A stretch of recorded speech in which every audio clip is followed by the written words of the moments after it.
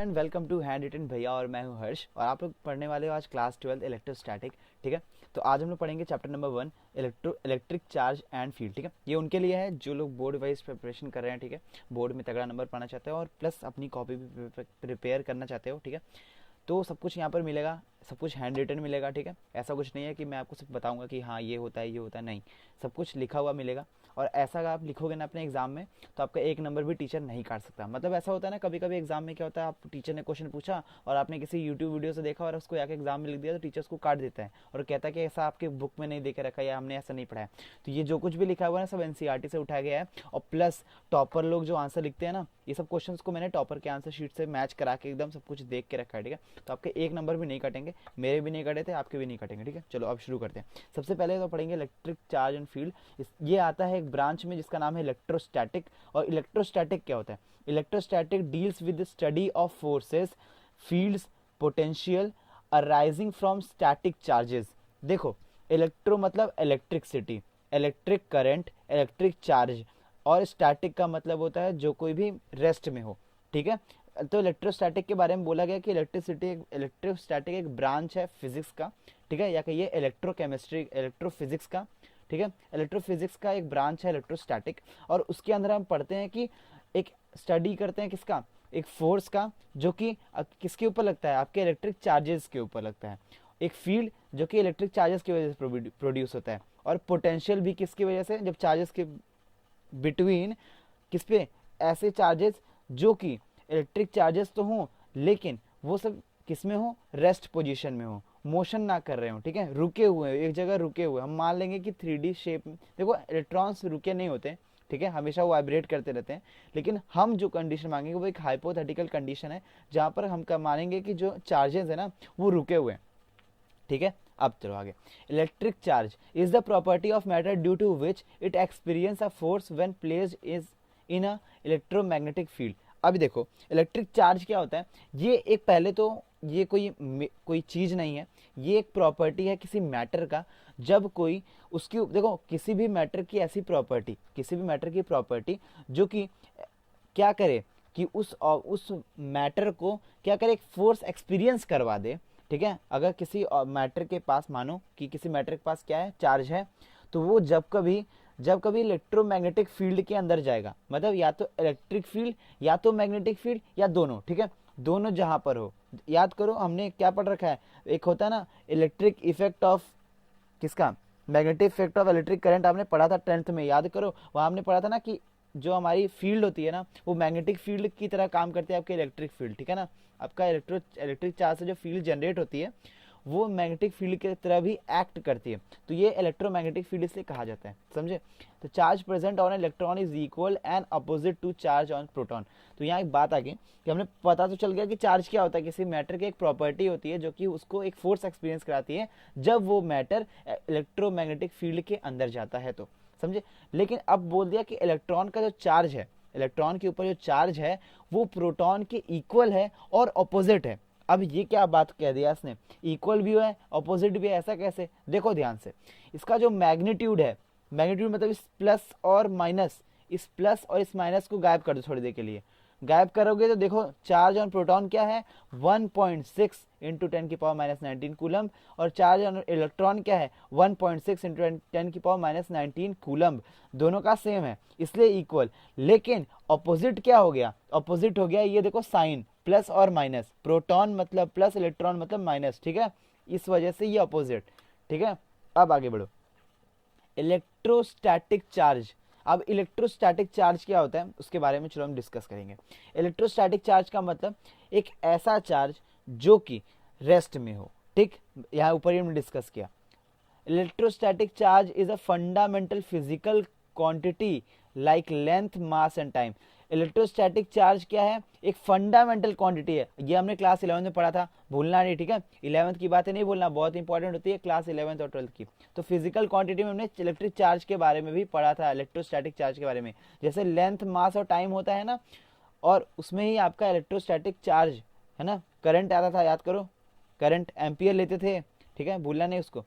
Charge on a body is expressed at Q is equal to plus minus n into e. तो ये तो देखो आपने 10th में ही एक ऐसा क्वेश्चन आपने जरूर देखा होगा, ये क्वेश्चन एक बार 10th में है, अगर आपको याद हो तो 10th में ही आपने एक पहले ही क्वेश्चन अगर आप सॉल्व करते हो तो पहले एक ऐसा क्वेश्चन आ जाता है Q इंटू ई वाला, Q is equal to n into a, मतलब एक चार्ज एक इलेक्ट्रॉन के n मल्टीपल्स के बराबर होता है, चाहे वो प्लस में हो या माइनस में हो, कोई भी चार्ज किसी के ऊपर, ठीक है। तो बेसिक चार्ज क्या है, यही आपका देखो 1.6 इंटू 10 की पावर माइनस 19, ये बेसिक चार्ज है किसी भी मैटर के ऊपर होने वाले चार्ज के। किसी के पास इलेक्ट्रॉन ज़्यादा है तो वो नेगेटिव चार्ज एक्वायर करेगा, किसी के पास प्रोटॉन ज़्यादा है तो वो पॉजिटिव चार्ज एक्वायर करेगा।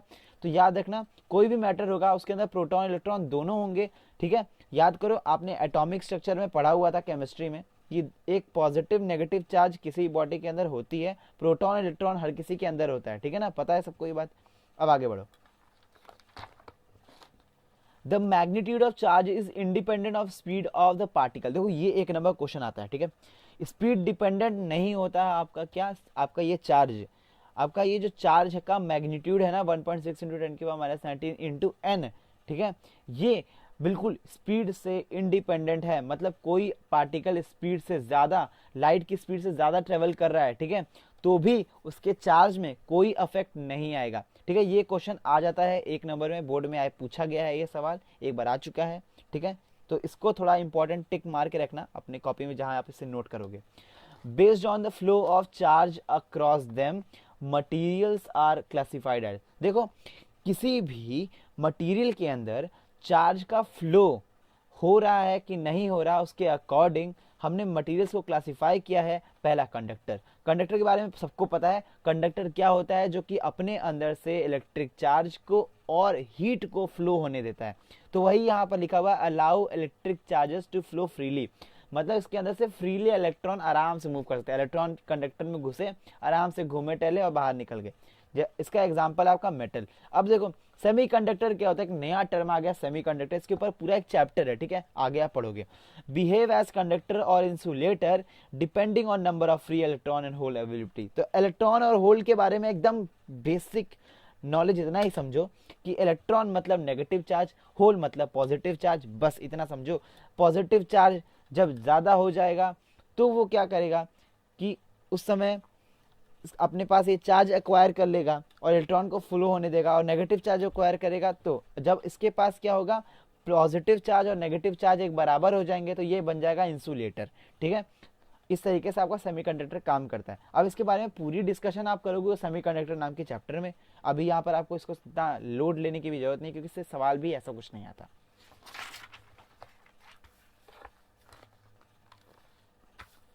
अब देखो insulator, do not allow electric charge to flow, example rubber, wood, plastic. अब देखो इंसुलेटर के बारे में भी आपने बहुत पहले से पढ़ के रखा हुआ है कि इंसुलेटर होता है ऐसा मटेरियल जो खुद के अंदर से हीट इलेक्ट्रिसिटी को पास ना होने दे, वही कहलाता है आपका इंसुलेटर। अब आगे बढ़ो प्रॉपर्टीज ऑफ इलेक्ट्रिक चार्ज में। सबसे पहला चार्ज है एडिशन ऑफ चार्जेस। क्या होता है, जब मान लो कोई सिस्टम है जिसमें 3, 2, 4, 5, 10 चार्जेस हैं, और वो 10 चार्जेस हैं ना किसी भी सिस्टम में, तो जितने भी चार्जेस होंगे किसी एक सिस्टम में, तो जब आपको बोलेगा टोटल या नेट चार्ज निकालने को, तो बस सभी चार्ज को प्लस कर देना, कहानी खत्म, आपका आंसर आ जाएगा। तो यहाँ 3 बोला था तो हमने तीनों को प्लस कर दिया, 4 बोलता 4 को प्लस करते, 5 बोलता 5 को प्लस करते। इस तरीके से एडिशन ऑफ चार्जेस होता है। आगे बढ़ो, conservation of charge. Electric charge is always conserve, it is sum of positive charge and present in isolated system which remains constant. देखो सम ऑफ पॉजिटिव चार्ज का जो सम होता है ना, पॉजिटिव चार्ज जितना भी किसी बॉडी में होता है उसका सम क्या होता है, वो आपका कांस्टेंट होता है। इलेक्ट्रिक चार्ज हमेशा कंजर्व होता है, ठीक है। हम उसे सिर्फ क्या कर सकते हैं, पॉजिटिव और नेगेटिव चार्ज में कन्वर्ट कर सकते हैं। और वही चीज यहाँ पर लिखा हुआ है, electric charge can not be created और destroyed in a process but only exist in positive and negative pair.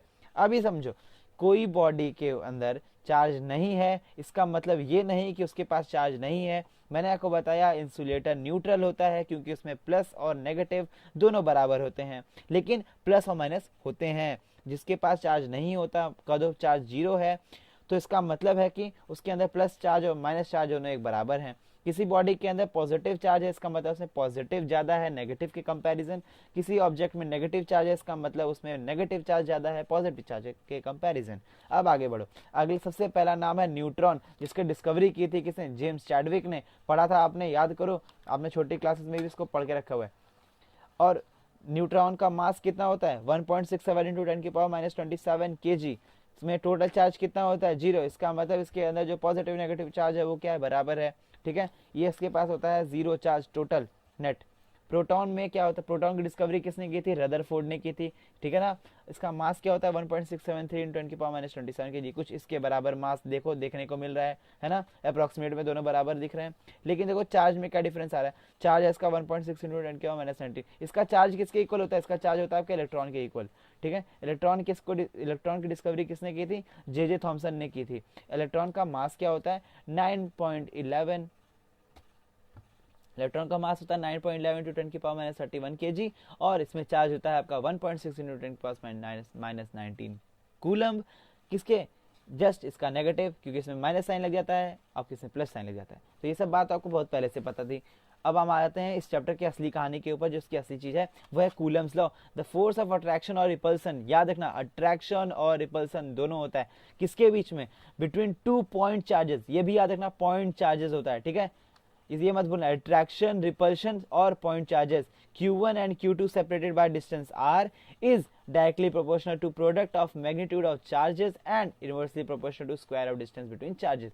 Gravitational force में ही आपने इसके बारे में जान गए थे कि ये होता है। ठीक है, कूलम्स लॉ कुछ नहीं होता। देखो, फोर्स ऑफ अट्रैक्शन और फोर्स ऑफ रिपल्शन जो दो पॉइंट चार्जेस के बीच में लगता है Q1 और Q2 के, अगर वो दोनों r डिस्टेंस से सेपरेटेड हो तो हम उनके बीच का जो फोर्स होगा वो डायरेक्टली प्रोपोर्शनल होगा किसके, उनके मैग्नीट्यूड से, और इनवर्सली प्रोपोर्शनल होगा उनके डिस्टेंस के स्क्वायर से। देखो ऐसा दिखा हुआ है, F इज इक्वल टू के है आपका proportionality constant, Q1 into Q2 upon R square, और इसी के की वैल्यू होती है एक्सपेरिमेंटली फाइंड की गई ये वैल्यू जिसको कहते हैं 1/4πε0 Q1 Q2 upon R square. ठीक है, F क्या है आपका, कूलम फोर्स है। इस F को आप कहते हैं कूलम्स फोर्स या फिर कोलंबियन फोर्स, कई सारी बुक में कोलंबियन फोर्स भी लिखा हुआ है। अभी देखो अगला, एप्सिलॉन नॉट, ये देखो ये आपका, इसको कहते हैं एप्सिलॉन नॉट। ठीक है, ये ई नहीं है, ये एप्सिलॉन नॉट है। एप्सिलॉन नॉट को आप कहते हो परमिटिविटी ऑफ वैक्यूम, और इसकी वैल्यू होती है 8.854 इंटू 10⁻12। एप्सिलॉन नॉट की वैल्यू क्या होती है, देखो एप्सिलॉन नॉट ये क्या है आपका, इसको कहते हैं एप्सिलॉन नॉट, और एप्सिलॉन नॉट होता है आपका परमिटिविटी ऑफ वैक्यूम, इसकी वैल्यू होती है 8.854 इंटू 10⁻12 फराडे पर मीटर। ठीक है, ये इसकी यूनिट होती है, और यहीं तक हमें पढ़ना है। तो ये बात था आपका कूलम्स लॉ तक। आगे का डिस्कशन करेंगे अगली वीडियो में। चैनल पे नए हो चैनल सब्सक्राइब करो, डाउट हो तो नीचे कमेंट करो, कोई भी क्वेश्चन सब कुछ मिलेगा, सबका जवाब मिल जाएगा कमेंट सेक्शन पे। कमेंट करने के बाद वीडियो कैसी लगी कमेंट करके बताओ, अच्छी लगी तो भी बताओ, बुरी लगी तो भी बताओ, जैसा भी लगे सब कुछ बता दिया करो। ठीक है, वीडियो पसंद है वीडियो को लाइक करना, चैनल को सब्सक्राइब करना मत भूलना। मिलेंगे आपको अगली वीडियो में, ना मत भूलना हैंड रिटन भैया।